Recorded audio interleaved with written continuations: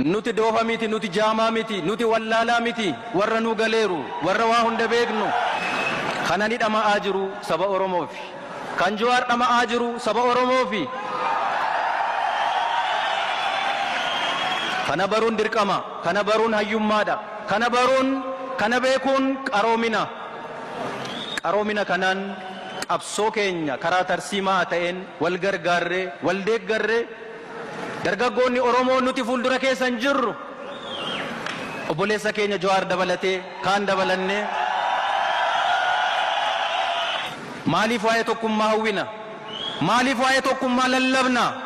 Rakkoon keenya guddaan, dhukkubni keenya guddaan, summii guddaan gabrummaadhaaf nu saaxile isa waan ta'eedhaafi haqa dhugaa jirtu ilmaan Oromoo, qeerroon Oromoo waan nu hubachuu qabnu.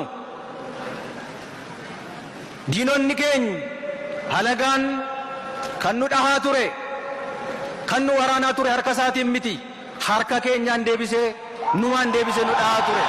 Nuti ummata kan fuuldura buunee warri qabsoo kana hoogganaa jirru waadaa keenya kaleessaan nyaanne Oromoo tokkoomsina, jaarmiyaalee Oromoo, siyaasa Oromoo tokkoomsina, ilmaan Oromoo tokkoomsina.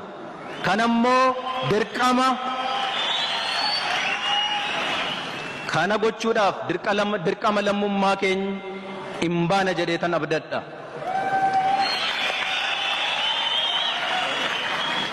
Yoo kana ta'uu baate